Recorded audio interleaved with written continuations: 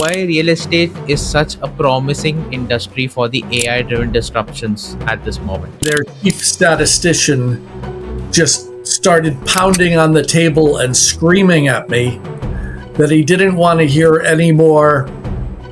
We'll just soften it to he didn't want to hear any more biological terminology. Somewhere in their technology, they had an Excel spreadsheet. They claimed they had AI. And it's like, I'm sorry, an Excel spreadsheet is not AI. I'm afraid of anyone stupid enough to give a missile to an artificial intelligence thing.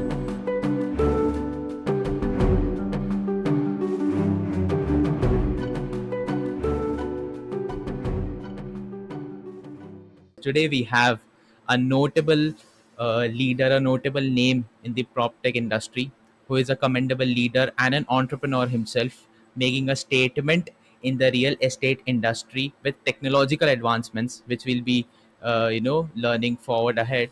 Founder and CEO of Swarmalytics, Doug Newell.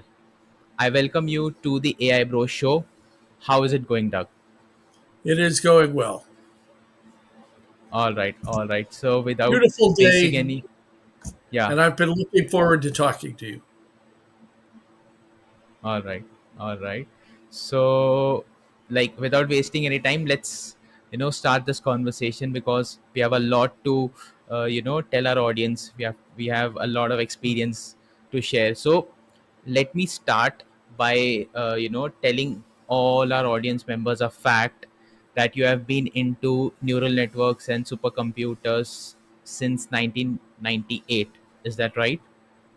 Actually, I was thinking about it. It's since 1995. Yes, I I was remembering. I once shared the front page of the Wall Street Journal's business section with a Hmm. colleague of mine, and the two of us were leaning on a brand new shiny supercomputer. Uh, Mm-hmm. I used that supercomputer. I was in charge of the analytics group, and I Mm-hmm. used that supercomputer uh, to do to use a neural network to score a file. This upset the IT people because it was their supercomputer and it had just arrived, and this they made them very cool to have Mm-hmm. their own supercomputer. But I came in to the room and with very talented technical help, we scored everyone in the United States as to their likelihood of joining the organization AARP, Americans for, I don't know, something about retired people. Anyway, Mm-hmm. uh, it required 10,000 calculations per person, and there were 60 million people that were scored. So I couldn't do it on our regular mainframe. And there was this new supercomputer sitting that had just been delivered and plugged in. And we used that.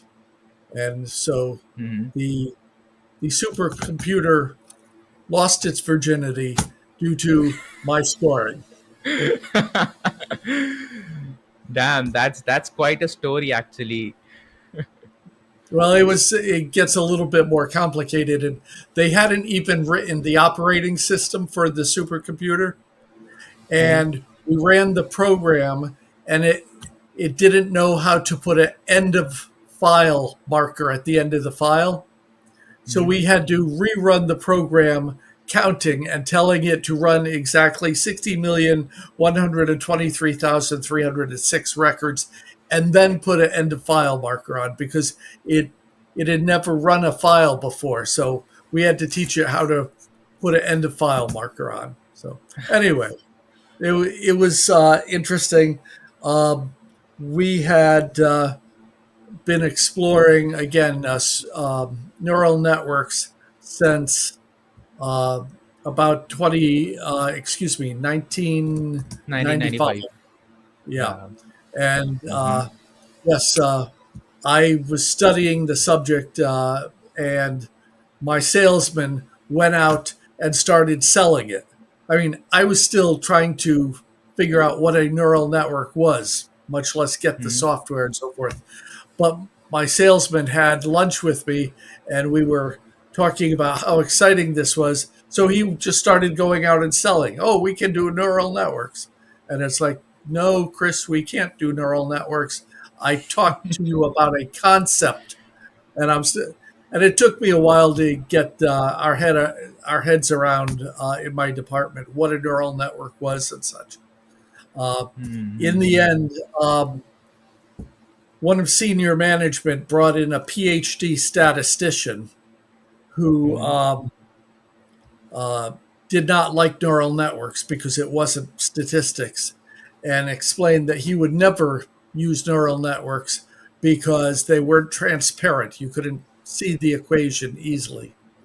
Mm-hmm. Uh, so I adopted a different form of the technology, namely genetic algorithms. And Mm-hmm. that's what I've been using in one form or another since then. So that's Hmm. about This 26 years, 27 years. Mhm. Great. So s- this was actually very very interesting because you started neural networks and machine learning back in 1995. You explored supercomputers back then.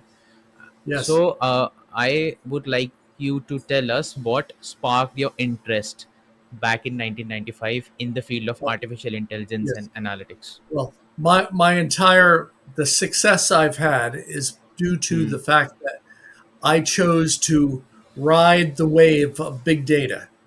Mm-hmm. Back, I started doing analytics for marketing Hmm. back in 1983, and the amount of data we had got bigger and bigger and bigger, and finally, I couldn't use statistical techniques anymore. You can't, well, with the computers I had, you could not put in 500 variables into a regression or something like that. So I had to look other places. And the core to the company was that we gathered up data. And the more data we gathered up, the more money we made. And if there was a barrier, namely, you have too much data to analyze, the future of the company would be threatened. So I had to find a way to analyze all the data that we were so good at capturing. And I recall a point in time, we were doing a project for UBS Bank in Basel, Switzerland, the big Mm-hmm. Swiss bank. And there was an enormous amount of data. Well, we tried a little sort of a toy genetic algorithm. And we Mm-hmm. had a textbook example of if you use statistics, here's the answer you get. I believe the textbook case involved a recurrence of cancer of some sort. And they had, I don't know, 25 or 50 variables or something going in trying to predict cancer. Well, our little genetic algorithm solved the equation and solved it better than the statistical method. And it did that in less than 2 seconds. So I said, okay, here's the answer to my question. I'm going to pursue this artificial intelligence for the rest of Mm-hmm. my career. That Mm-hmm. was about 27 years ago, maybe that happened, where I went all in on artificial intelligence. And uh, for a while, they couldn't even decide what to call it. Was it artificial intelligence? Was it machine learning? Was it something else? But in any case, for 27 years, I've been using it on larger and larger projects. Currently, we are doing some interesting things where we are trying to predict at the individual household level the risk of catastrophe for every house in the United States. So, for my house sitting here on a mountain in North Carolina, we would have a prediction of the likelihood of wildfire, of flood. This area was recently flooded with 100 people dead. So, Right. that's a hot topic. and so forth. There are 16 different factors that we will be scoring every house in the United States individually. My house is higher up on the hill. It has less chance of flood. It is surrounded by trees. It has greater chance of wildfire, so forth. So when you start getting into a different prediction for each of 100 million or so houses, that's a big task, especially since we bring thousands of pieces of data to bear on it. We bring satellite data. How many trees are there in Doug's front yard? Uh, Topography. What is the slope? Uh, is there any water nearby? And so forth. So we take on bigger and bigger problems now using this technology. Amazing, amazing. So And this is, where yeah. that links up, by the way, this is prop tech, but it is also insurance. Insurance Hmm. companies are very interested in which houses are going to be damaged by wildfire. Correct. So Yeah. we are now selling our data that comes out of our predictions to insurance companies. Hmm. So this is a multifold benefit of the technology, right? Yes, yes. Uh, Yeah. Analyzing larger and larger amounts of data uh, very quickly, using vast amounts of data. On the prop tech side, we predict which houses are going to sell in the United States. Again, that's about 115 million houses that we score. And I think we use it's many thousands of pieces of information go in to the artificial intelligence in order to come out with that prediction. And the client is delighted. They haven't seen any more accurate predictions, and we do it every month in order to stay current with the latest data and such. So uh, they keep giving us more and more business. Amazing, amazing. So I was actually researching about you via your LinkedIn. So I came to know that you led the first marketing application of neural networks and some very early commercial machine learning projects back then, right? Yes. So I want you to tell us what bigger challenges did you faced. So like, tell us in a way that what were the biggest challenges you faced then compared to the challenges AI practitioners encounter today. So how do you compare the level of challenges that you used to face back then versus the level of challenges these practitioners face today? Yeah, I think we have some different challenges now. Back then, the algorithms were um, more demanding than the hardware could accomplish. I remember we paused development for many months waiting for Intel to come out with a new chip because the computational load that the AI algorithms were putting on the hardware couldn't be handled. So Intel came out with a, I forget what it was, something 500 chip or something. And that was fast enough that it could make our algorithms run in a reasonable amount of time. Um, the other obstacle back then uh, was, and maybe it is today still, pushback from some experts. I remember I was explaining genetic algorithms at a particular large corporation, Mm-hmm. and their chief statistician just started pounding on the table and screaming at me that he didn't want to hear any more. We'll just soften it to he didn't want to hear any more biological terminology. Terminologies, yeah.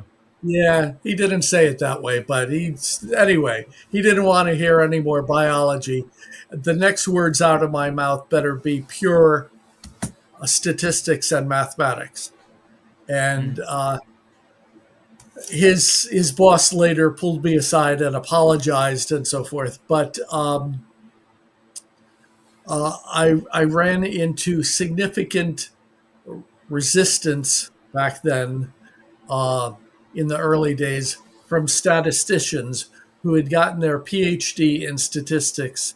And one of the first things out of their mouths when I'd be presenting would be, "Could you tell me what statistical processes are inside your software?" And I thought lying was a poor policy, so I answered truthfully, "None. There are no statistical processes in this. This is machine learning."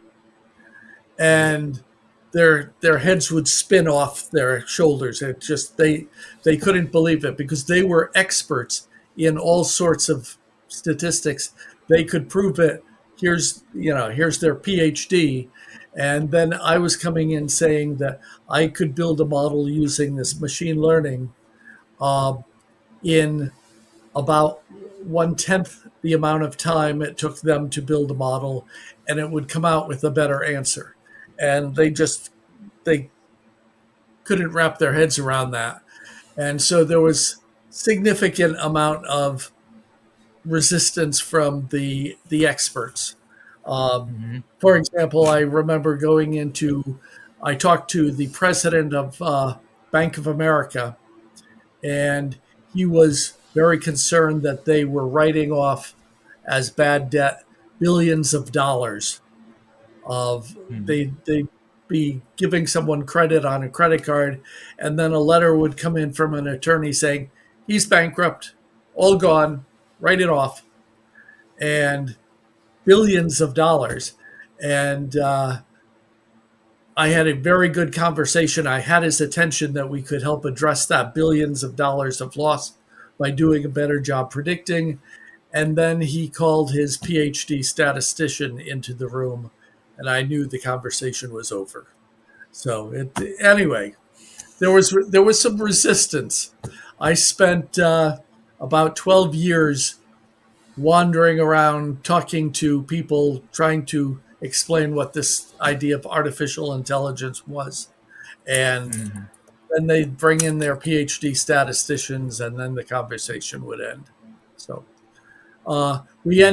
we did sell the software to the big banks because they had lots of data, and their, their data, their problems were so big that they would buy my software just in the hopes of some small improvement in their problems. So, So, what you're trying to say is that the major problem that you used to face back then was with the knowledge, was with the lack of knowledge and education about artificial intelligence and machine learning and its yes, usage, right? Yeah. yes. Now So the people were problem not is the understanding. opposite. Yeah. Now the problem is the opposite. Everyone Mm-hmm. is claiming to use artificial intelligence, and Mm-hmm. most of them don't know what artificial intelligence is.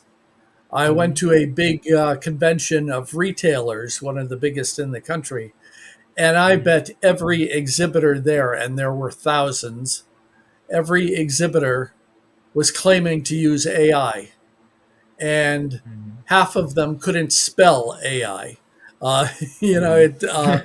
it, they just knew it was a hot thing. So if Huh. somewhere in their technology they had an Excel spreadsheet, they claimed Mm-hmm. they had AI. And it's like, I'm Mm-hmm. sorry, an Excel spreadsheet is not AI. I Mm-hmm. know what it is, and that's not it. So anyway, now because everybody's claiming everything is AI, uh, someone who's actually selling the real thing, uh, we are we are watered down, kind of thing. So Mm-hmm. Correct. So, can you tell me, according to you, what is the actual, what is the actual process? Like, what is actual AI? How should people actually behave and well, utilize AI into yeah. industries? Well, first thing I like to clarify, uh, there may be many forms of AI. I'm not an expert in all of them. It has become very broad very quickly. In my mind, there are two major forms of AI. Mm-hmm. Generative, where I can tell my computer I want a picture of the Taj Mahal in in snow, something that never happens, and in a few seconds the computer will generate that picture. I know I've done it. Um, I was doing a presentation and I just thought of a wild idea. I want to see the Castle Neuschwanstein in Bavaria in the winter. And sure enough, the computer brought together some artistic techniques from Vincent van Gogh and the actual picture of the castle. Anyway, that is Mm-hmm. generative AI. I Mm-hmm. do something different. I do predictive AI. Okay. Okay. Uh, Okay. I believe some of the technologies are underlying it are different. My predictive AI, I can give it a task like predict which homes will be repaired and then resold in the United States in the next 6 months. And then Hmm. we take lots of data and calculate very complex formulas. The underlying artificial intelligence is capable of generating almost any formula in the world. Okay. And there are, Mm-hmm. well, almost an infinite number. There are certainly trillions of possible formulas. So Mm-hmm. it can create any formula, and it is trying to fit formulas to the problem, and it gets credit when it gets better. So if in the beginning it finds that older homes are more likely to be resold, yeah, no kidding. So that will be an improvement, and then it iterates. Uh, we can we often run something for 20,000 iterations, Mm-hmm. and each of those iterations are trying hundreds or thousands of different things. So it's very compute intensive, and we have our own computer center. It's interesting, the little computer center my company has uh, probably has 2 or 3 times the compute power that supercomputer had back in uh, 1995. Uh, so with lots of computer power, you can try lots of things very quickly and come Mm-hmm. up with a superior solution. So ours are Mm-hmm. predicting typically numbers or predicting a binary. Will this person do something? Yes or no. We are not dealing in pictures, and we only deal in words a little bit. We will take words. So we did an analysis of listings, real estate listings, where somebody puts their house up for sale, and we analyzed the words in the listing and found some interesting thing. Here in the United States, the word stainless was a predictor. So we had a binary variable: is the word stainless in the prediction? And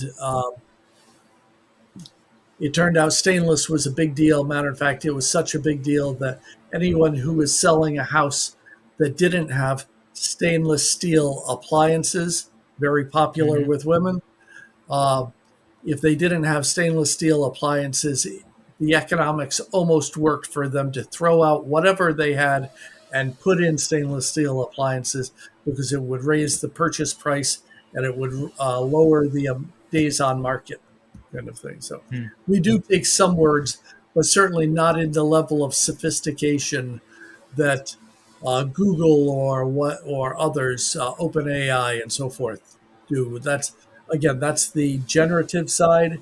We're on the predictive side. Like this. Mm-hmm. Fair enough. Fair enough. Actually, in the prop tech industry, as far as I can understand, predictive AI is a much bigger need than generative AI, right? Because you I need to think that decide. that could be true. Yeah. Yeah. Yeah. At one point, by the way, I'm a serial entrepreneur. This is company number 7 for me, and company number 5 was in the healthcare area. And the opportunity for AI in healthcare is enormous. Uh, Mm-hmm. for example, we used AI to predict who would not be compliant. Compliance is a euphemism for taking their pills. Some people wouldn't take their pills because of the expense or because they were too lazy or they'd forget or who knows what. In any case, we built a big model for a pharmaceutical company to predict compliance, and it was very successful. Well, there are so many opportunities to improve health by analyzing data and sort of finding out the true situation, the true diagnosis, or the uh, true, who's taking their pills, or uh, again, risks of different things, risk of catching this disease or that or whatever. Huge opportunities. Mm-hmm. Certainly, in my lifetime, we will never run out of opportunities. Hmm. Definitely. So, since you mentioned about healthcare, so I would like to ask you that according to you, what opportunities AI is going to, open in the next 5 years or next 10 years in the sector of healthcare? How is it going to improve healthcare? Oh, healthcare. Well, I expected to do all sorts of things in healthcare. Mm-hmm. In fact, Mm-hmm. I think that healthcare will be dominated by AI. Um, I can imagine that when I go into the doctor has a little pad and he's busy making notes and how's Doug's this condition or that condition or how much does he weigh and all these things. Well, Mm-hmm. the pad ought to be using AI in order to come back and ask the doctor questions, things that he ought to add. It's like, okay, how are, whatever, my heart or whatever. And he, Doug should have an EKG because of this or whatever. Uh, Healthcare ought to be data oriented. There's still the people side of it, they're sort of the soft side, and the doctor has to be sympathetic and maybe bring in other facts. But uh, my basic facts should be in front of him with automatically calculating a trend line. Is my weight going up or down or sideways, and what implications does that have for my known conditions and things like that. Mm-hmm. Uh, Hmm. and healthcare, just as we are predicting the risk of a tornado hitting this house on an individual basis, excuse me, Yeah. um, healthcare ought to become individualized because your body is somewhat different than mine, and the AI should be taking into consideration that you're a much younger man and so forth and so on in order to be making recommendations for the doctor that are the sum of all knowledge in the healthcare area for uh, me. Hmm. So yeah, it's going to be huge. In matter of fact, I think it will be bigger in healthcare than perhaps anywhere else, because so much money, at least in the United States, is spent on healthcare that small improvements will pay for themselves 100 times over. Hmm. Artificial intelligence has also been a proven thing in the, in the discovery of diseases, in the Yes, advancements of medicine research. So yes, I believe it has a pretty fair, good future in the medicine and healthcare ahead, I suppose. Yeah. yes. Yeah. Yeah, interesting. On the we're focused here at Swarmalytics on the Yeah. prop tech area, real estate. So we've gathered up all the data we can find about every piece of real estate in the United States, and we Hmm. analyze that. Um, it it is not very far along in real estate. There is Hmm. one large builder that is using AI. called Lennar. It is about a $35 billion company. Mm-hmm. And the reason for this, it occurred to me, there are 2,600 different companies that are builders in the United States. Each one of them have their own data silo. A small one, a company that's they're building 50 or more houses. So I'm not counting somebody who just builds one house. So they're building 50 houses. Well, a builder that is building 50 houses isn't worried about data very much. They have to run the payroll, they have to pay their bills, and so forth. So I bumped into one of them, for example, and it turned out his mother in law was doing all the computer work in her spare time. And so the data was disorganized, shall we say. And Hmm. with 2,600 of these, we have all these little silos. Everyone has their own database and so forth, and it's not brought together. Well, AI requires big data. If you Hmm. don't have big data, you don't have enough data to train the AI on. So, what is needed in order to get AI going in the United States in the building trades is the consolidation of data. Hmm. So we have proposed and started to sign up builders with something called the Builders Consortium. And the idea there is that builders can all pour their data into a common pool. We Hmm. will make it so that it's anonymous so that someone's competitor can't see their data, kind of thing. Hmm. But by Hmm. pouring it into a common pool, that will unleash the power of AI. Hmm. And we have a few products that sort of show the power of AI. One of them, uh, one of the products has scored every vacant property in the United States as to its likelihood of being developed into a residential community. Hmm. So, one of the first things a builder has to do is secure land to build on. They have to buy the land. And so by we have literally scored the entire United States uh, a significant amount of property based upon, do we think that this could be a farm outside of in Maryland, 50 miles from Washington D.C. or something? Uh, is that farm likely to be turned into a residential community of hundreds or thousands of houses or whatever? So we've got a score on every property, and so someone using our product can go in and see the scores and put in their own criteria. Hey, we need sewer pipes to be nearby because that's very Hmm. expensive putting sewers in, and so forth. They can put Hmm. in their own criteria, run it through, and instantly basically score every property in the United States and come out with a small list of, here are 25 properties that you might look into. And by the way, here are the names, the addresses, the email addresses, and the phone numbers of the owners of those properties.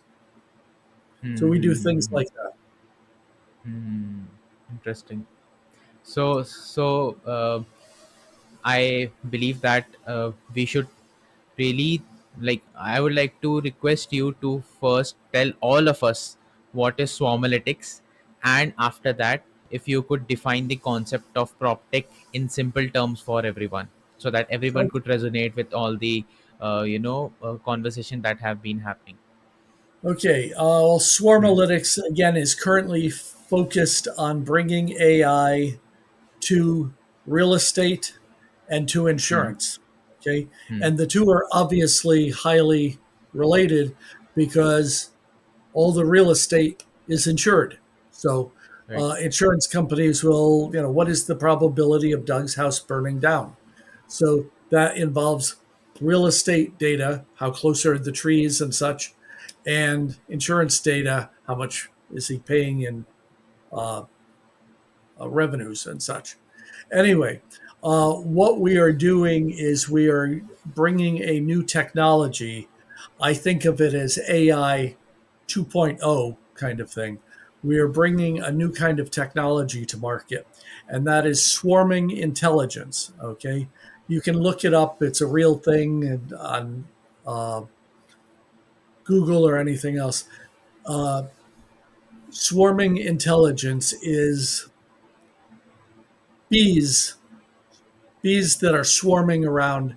They don't bump into each other and crash on and fall on the ground. They in fact navigate and so forth. Birds do the same thing in flocks of birds and such.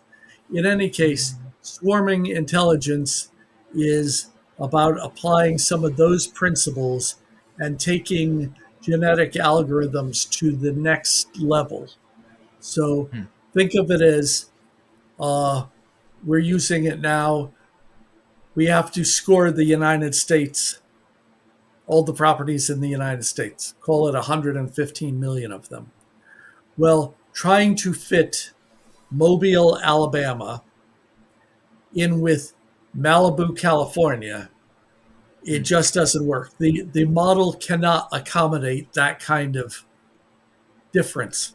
Malibu, California, uh, I'm sure the least expensive property is probably $1 million.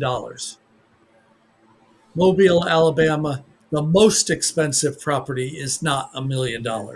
So you've got we are a diverse nation here.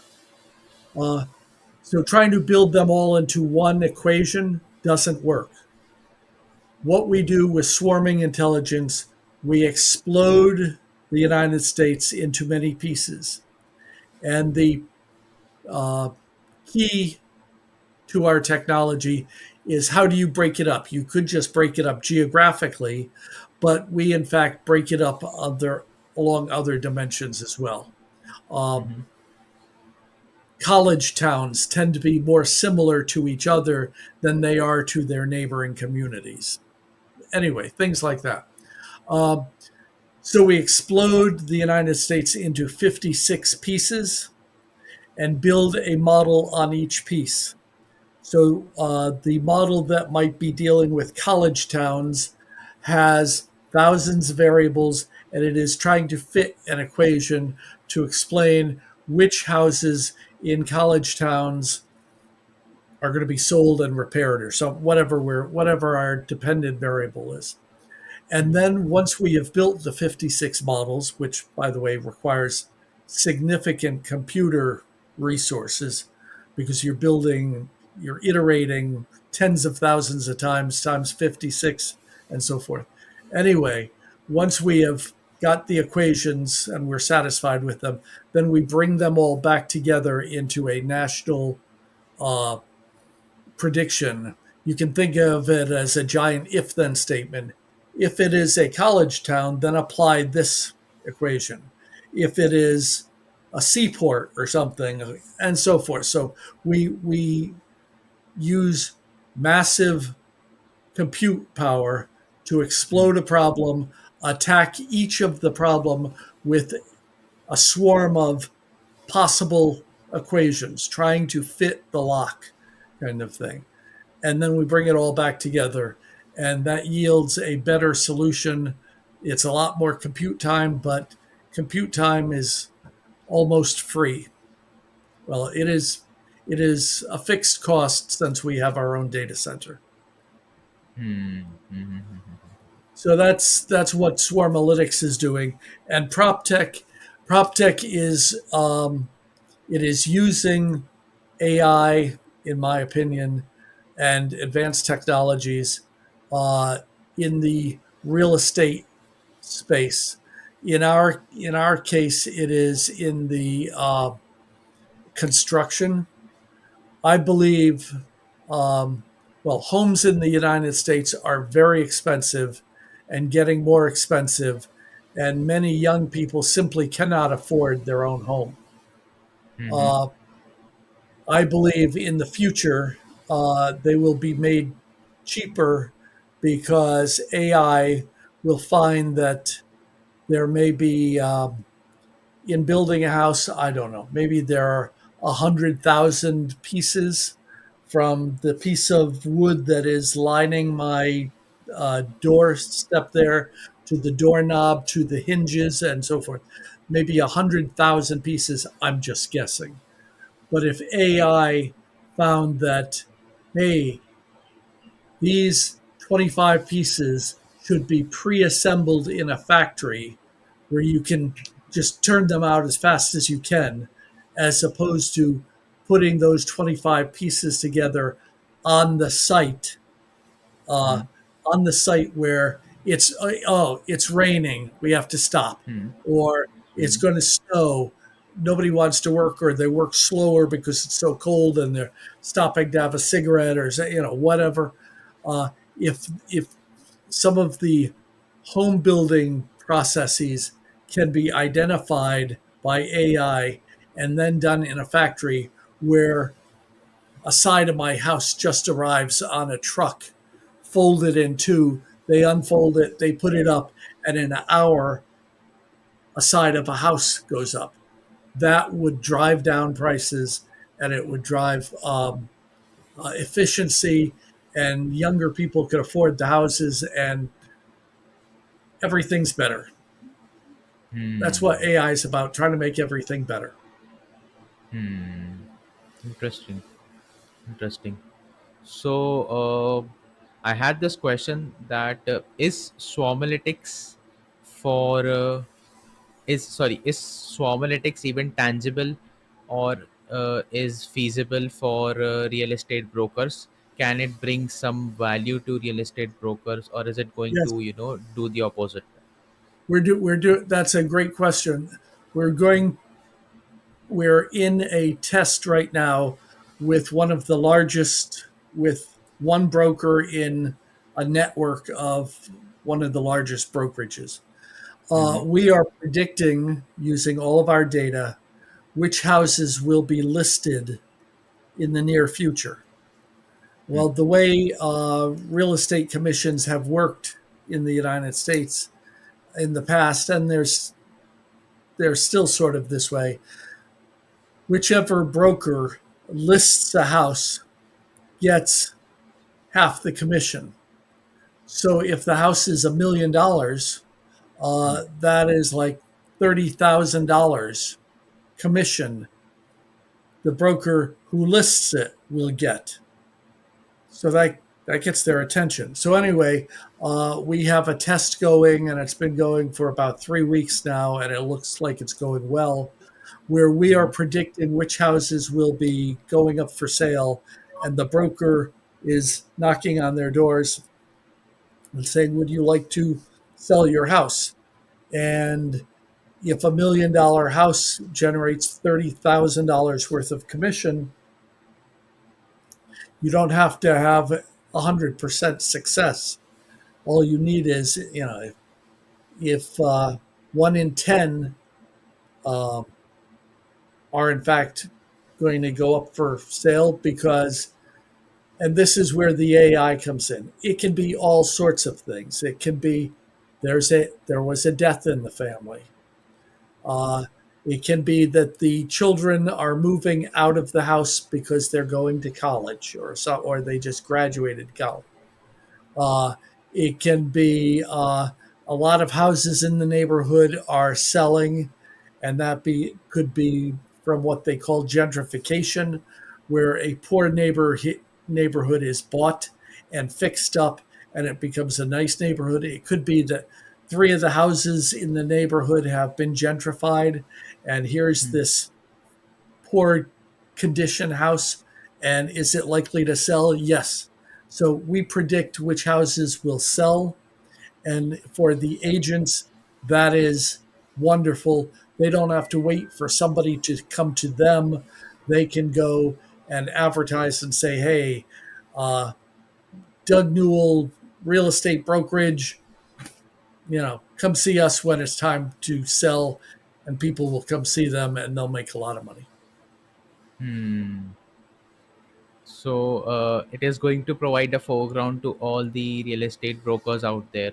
So it is going to definitely benefit them out. Well, yes, the idea is that we're doing this test with Hmm. one broker at one of the largest brokerage chains, and he he's watching it, and he will report to his fellow brokers, other members of that group, and I think there are over 1,000 of them. There are a lot of real estate brokers in the United States, like millions. Hmm. Um, but anyway, the some of them belong to groups where they will, like Coldwell Banker is a group of real estate agents. And so, anyway, if our test goes well, he's going to tell his friends, and then the friends will go to their headquarters and say, "We need Doug Newell's software sending us leads as to people who are likely to sell their houses." And Hmm. then I'll sell a big contract and be happy. Hmm. Right, right, right. So I I had this question which I need to Yeah. ask to you.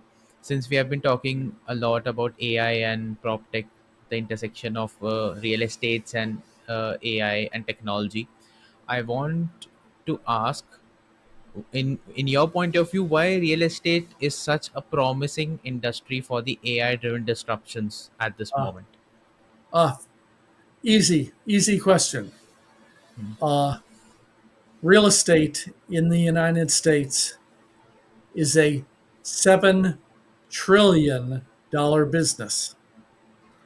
It is one of the largest parts of the economy.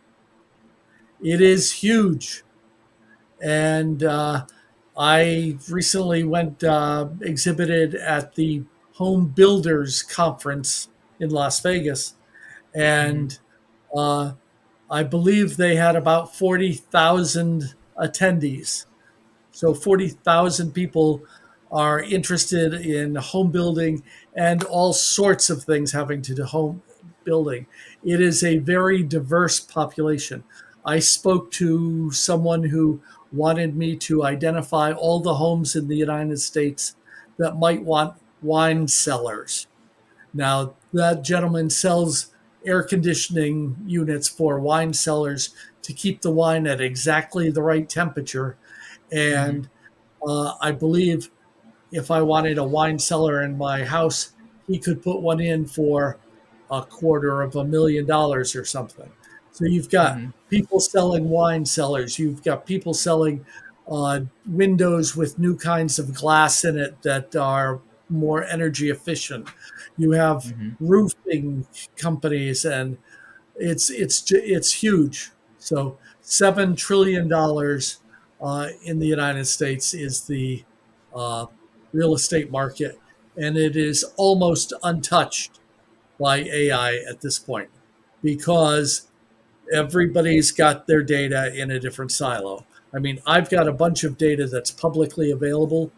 I have satellite data for every piece of land that is 20 meters by 20 meters in the entire United States.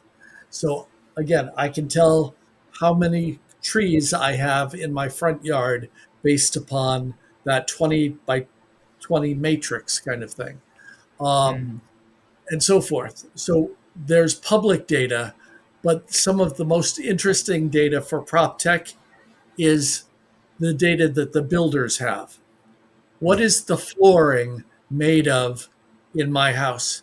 Is it cheap or is it very expensive? Solid wood, walnut wood, or something. Well, that can make a $20,000 or $50,000 difference in the value of the house, and nobody knows that except the builder who has recorded an invoice from the flooring company for $25,000 worth of flooring. So bringing the data together continues to open up more opportunities. Right now, AI has opportunities for the biggest builders, the $1 billion companies. They have enough data themselves to analyze. And as I said before, the one called Lennar is in fact using AI.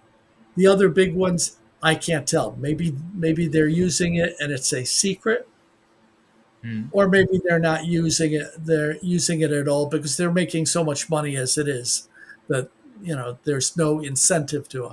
I don't know, but the big ones have the ability to use it through their data.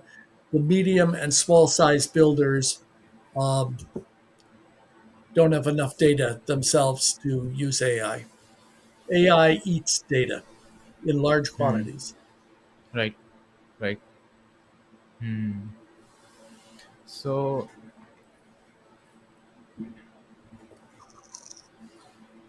so since you told all of us that you are a serial entrepreneur, right? Yes, You, uh, as far as I remember, you founded Generalytics, then you yes, went to Haystack, and now you are at Swarmalytics, right? yes. So Haystog's a yeah, sad story.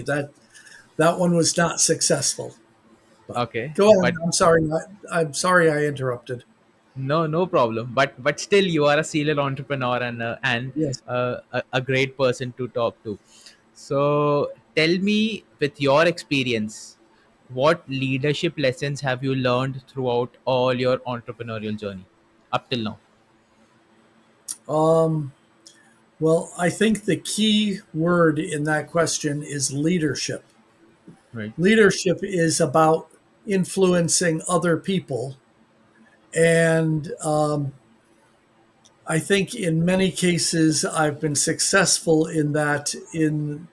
Uh, People tend to follow me from one company to another.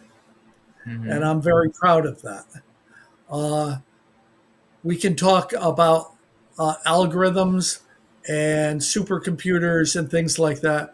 But ultimately, business is about people, selling to people, hiring people, encouraging people, getting the best work out of them. It's all about people. Hmm.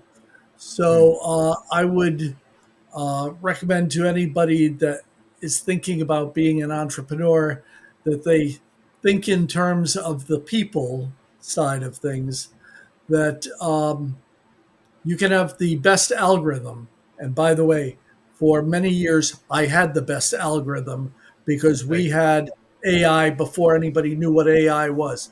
And, and that doesn't matter if you are foolish enough. Well, at one point at a large corporation, I was introduced by the president of the corporation uh, to a room full of statisticians, and he he explained to them that I would tell them everything they needed to know about AI and things like that. I couldn't have thought of a worse introduction because he managed to alienate there were 12 people in the room and 10 of them had PhDs, and life was pretty good to them. Many of them had come from other countries and were making more money in their jobs than their entire village made that they came from and so forth. And then the president of the company comes in and says, "This guy's going to tell you what you really need to know." And they just immediately were were hostile, and they didn't want to hear any of it. It's like, no, no, no, no, no. So understanding the people part of the equation, I'm not perfect at it, but I hope I'm getting better. And it's a lot of that is trying to sort of imagine yourself in their position. And that room of PhD statisticians, they were making a fair amount of money each, and they had gotten their PhD and they had to work very hard to get it and so forth. And it was just another day. And then the president walks in with this guy and tells them that he's going to tell you how to do it right. Ignore everything that you've learned over the last, 20 years in school and things like that. This guy's going to tell you. And they were smarter in that they'd um, they do test after test after test, knowing that I would go away and leave them alone before they, if a test proved correct, I'd uh, I'd say, okay, do you want to buy it? And they say we need another test of this now, and so they tested us to death. Uh, Uh-huh. the same thing happened to a very, very one of the biggest companies in the United States. They had us testing against 18 PhD statisticians in Shanghai, and um, we beat them 33 out of 34 times. And because we hadn't beaten them 34 out of 34 times, they Mm-hmm. wanted to do another test. We had been testing for 18 months, and what they had that we didn't have was time. They had nice jobs, they were getting paychecks and so forth, and we were trying to start a little company. You can't spend 2 or 3 years testing Correct. when you have a little company. You run out of money and you're gone. So, uh, knowing how to read other people and understand their motivations, and that's key to business. Mm-hmm. Nice. Amazing. So, let's say many entrepreneurs will be listening to this podcast, right? And I hope so. yeah, yeah, definitely, many will be learning and many will be learning a lot from this conversation. So let's say many entrepreneurs are hearing out this conversation, and they have some idea in their mind. They know their target audience, but they are not sure whether their problem is a good fit for that target audience or not, or whether that target audience actually looking for that solution or not. So how can such entrepreneur validate his or her idea into the market with the target audience? Talk to them. Talk to the target audience. Whatever Mm-hmm. it takes. Maybe do them a favor or invite them to lunch or whatever it takes. Talk to them, and not just one, because you could just bump into somebody who's negative about everything. Well, this won't Mm-hmm. work because of this or this or this. There are those people out there, but if you talk to enough of them, this is one of the reasons that spent a bunch of money to exhibit at the builders show. Yes, I hoped that some of them would buy my product, but Mm-hmm. also I wanted to hear their opinion. And so, for example, just a real example, I was talking to what the third largest builder in the United States a few weeks ago, and they were emphasizing to me, we were showing them that we could score every piece of property in the United States, and we could show them how far it was from a road, and we had overlaid the electrical grid of the United States, and we had all sorts of things that we could allow them to do. And coming away from that conversation, I understood the only thing that was important to him beyond what we already had was where are the sewer pipes? Because sometimes I'm not sure this number's right, but it can cost like $1,000 a foot to install a sewer pipe. There's the Yeah. pipe itself, there's engineering, there is digging, covering it up, probably getting it blessed by officials and stuff. Anyway, this gentleman who buys lots of property for his very large builder, he just wanted to know where are the sewer pipes, and we using artificial intelligence have a way of inferring. There's no map in the United States of where all the sewer pipes are, but we can infer where they must be based upon other data. And that became a high priority for us for development by listening to a potential client and finding out what's important to him. Uh, it may be 2 or 3 weeks worth of work for us to uh, display where the sewers are in a different way. Uh, but if that makes him happy, he could buy many, many thousands of dollars worth of our software.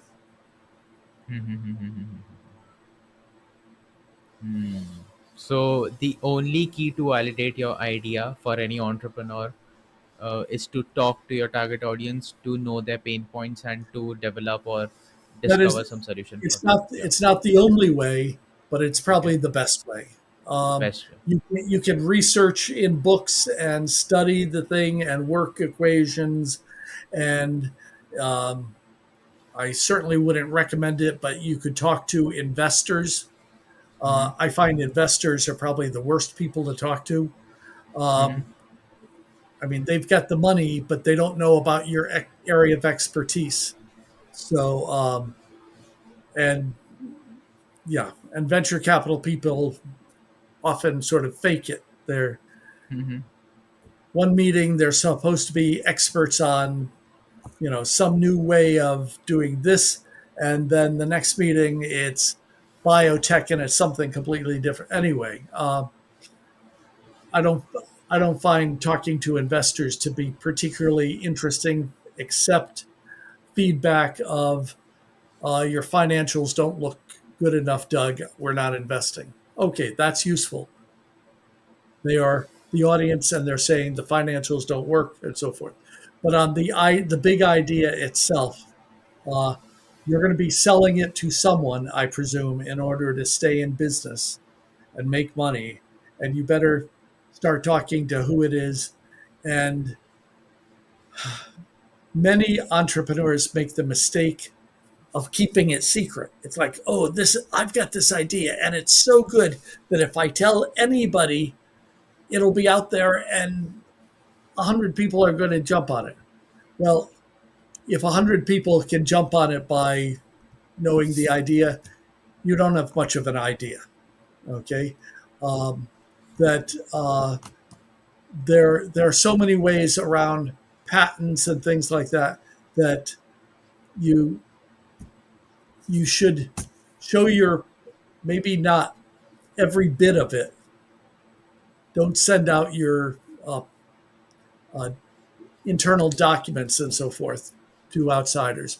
But just as I described using uh, intelligence in the to generate a new level of genetic algorithms, basically.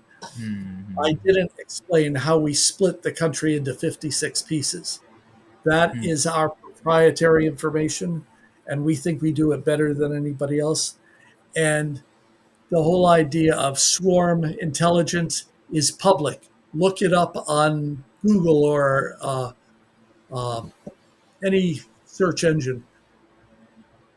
That's there. Anybody wants to take that and go into PropTech, welcome to the competition. But I don't tell the core, I tell the outside idea. Better predictions through more data made possible by swarming intelligence. That's sort of my story. How we do it, nobody should care. You should only be concerned about the final output, and that should be the good one. Yeah. Yes, yes, Yeah. exactly, exactly. Yeah. Yeah. So awesome. So since you had such a seasoned career of yourself of entrepreneurship, right? I I want like that. Seasoned. That's a good word. That seasoned. Yeah. avoids saying, Doug, you're old. I'm seasoned. Yeah. Very nice. Thank you. Yeah. Doug, you're actually seasoned. All right. So you have raised, as far as I could research, you have raised both venture capital as well as you have also into private equity, right? Yes, that's correct. Yeah. Yeah. So, what advice would you like to offer to the founders who are seeking fundraisings in today's economic environment? Okay. Um, just as I was emphasizing before, people, let me emphasize one thing: the team. A Mm-hmm. smart investor, a very smart investor, once told me we were closing on a deal and I asked him what he thought of the business plan. We had taken 2 or 3 weeks to write the business plan. It was perfect in every way. The English was perfect, the punctuation, everything was perfect. And he explained that he had not read our business plan. He was investing in the team. There were 5 of us.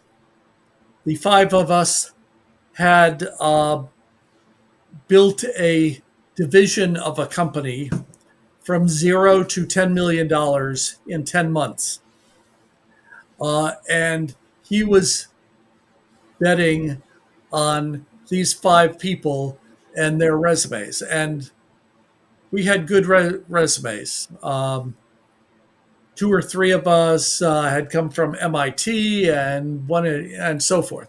So we had impressive resumes. But what impressed him was we had just uh, started a division of American Express. We had taken it to $10 million in 10 months. And then we had left the company to start our own company. And he said, wow, if you went from 0 to 10 million in 10 months, what are you going to do if I give you some money? You're going to take it. And we in fact did. The company was sold, I think, about 3 years later for $125 million. So the investors did very well. But the key thing was he looked at the team. And that's the first thing that anybody's going to look at if they're a serious investor is the team. That investor said to me, if you have a flaw in your business model, these 5 people that I'm looking at are smart enough that they will pivot and they will do something else in order to get around or whatever that problem. But if you had a poor team, there's nothing that can be done. You could have a pathway to riches, and you're going to fail because the people aren't getting along. This guy doesn't like this guy, and he's not talking to him, and things like that. So you've got to have a successful team, and I've been lucky enough to be on those teams in Mm-hmm. a number of cases. So, So what actually matters to a serious VC or any serious VC is the team he's investing in, yes. uh, rather the concept or rather the business idea. Well, the business idea has to be sound as well. But if Okay. you bring him a team that are, you know, the best in the world in all sorts of different things, he's going to, it's like, I may not understand this idea, but I'm not going to argue with this team of 6 or 7 people who have come together and demonstrated that they can be successful. You know, I'm going to take a second and a third look at the business idea. Why would these 6 people be so attached to this bad business idea? Maybe they understand something I don't, and they will. It's like the first thing they're going to an investor's going to look at is the team. Hmm. Sounds pretty fair. Okay. So, since you have such a vast experience of technology, entrepreneurship, leadership, right? I want to know that one misconception that many business leaders often have about AI. Like, what is that one misconception which every business leader have about AI? Well, Something it's not that you every believe. Yeah. yeah, it's not every business leader, but Okay. uh, there are still a large part of the population, at least in America, who Mm-hmm. are afraid of AI. They Mm-hmm. have watched too many movies where AI takes over the world and blows up cities and launches missiles and things like that. Well, fortunately, no one that I know of or that I've ever heard of is so stupid as to put AI in charge of missile launches or something like that. Uh, there are people still involved and will always be people involved. Uh, but there's basically a fear of AI running amok or giving the wrong answers. And I've seen AI that does give the wrong answers, but I treat AI like any other advisor or a tool or something. I look at it and if this doesn't look right, then I throw that away and I go find some other sources. I use my judgment. So AI is not a cure to everything. AI is a very powerful tool that we can use to make the world better. But uh, people exaggerate because they don't know what AI is. They Mm-hmm. exaggerate in their minds that AI is going to be running everything. And I don't know what we'll be all doing while it's running everything. So Mm-hmm. I'm not So they, afraid of it. so yeah, I'm afraid of anyone stupid enough to give a missile to an artificial intelligence thing. fair enough. So, All right.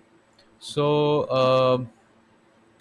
do you have you noticed any of that? Any recurring mistake that any recurring mistake that many startups or early age startups do when they are in the early stages? Any one? What is that one recurring mistake that you have identified? oh, money is very precious, and you have to be Hmm. very careful how you spend your money. Mm-hmm. Uh, you have what they call sort of the runway, and if you don't have a company that is self-funding before you get to the end of the runway, it's all over. You're done. So, uh, spending more money on people than they need. The people at the beginning of a startup should be in it because the company is going to grow to be impressive and ultimately they will be rewarded. But if Mm-hmm. they're looking for heavy rewards just in the beginning, they're in the wrong place. So it should be, you know, how little money can we pay the employees Mm-hmm. for the next year or 2 years where everybody, it's like, okay, no, going to have to tell your families their vacations. No, there won't be any fancy vacations. We're going to make this old car that's not working very well. We're going to make that last for another year or whatever.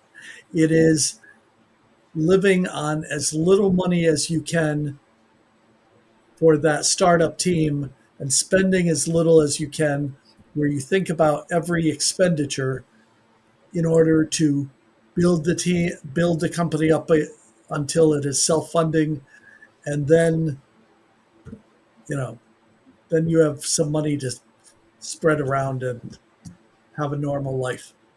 Hmm. Money is finite. Hmm.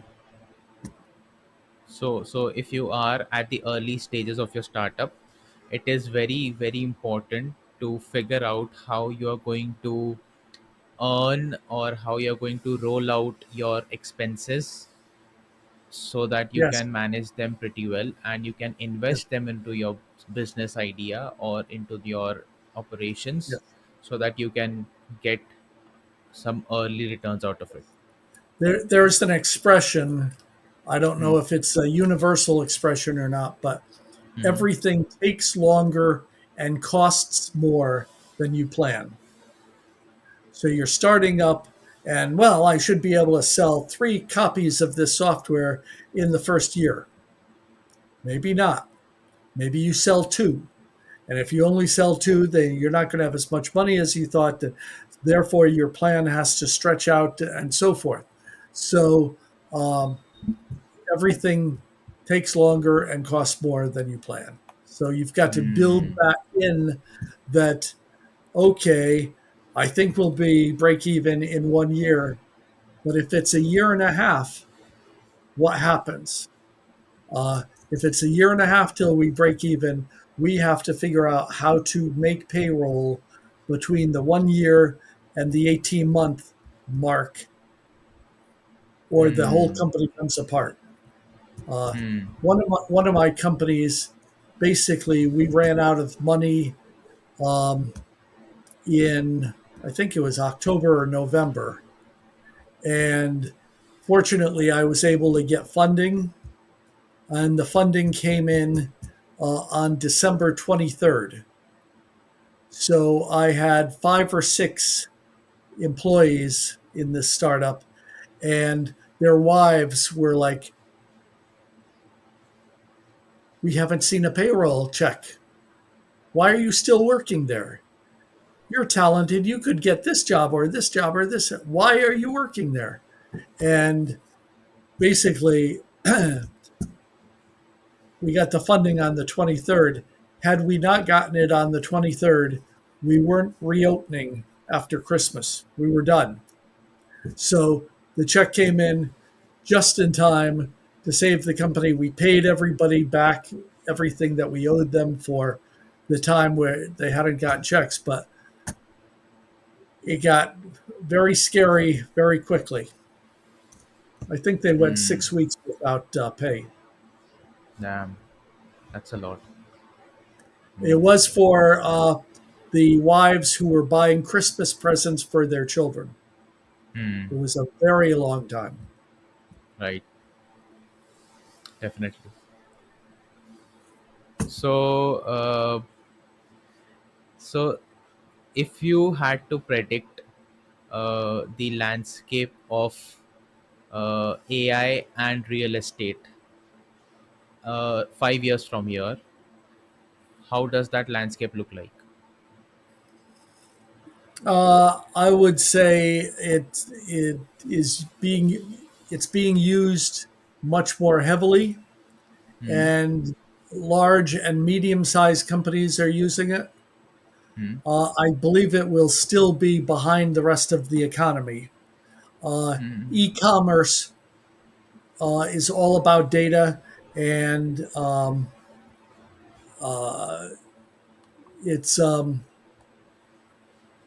it will always dominate things like e-commerce, where it's all data.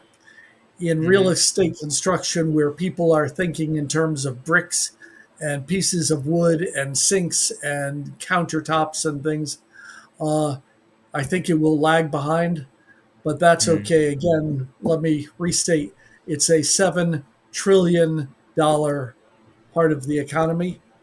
So when that much money is around real estate, and that is building new homes, building condominiums, building apartments, uh, selling them, reselling houses, all that. That's all in the real estate space.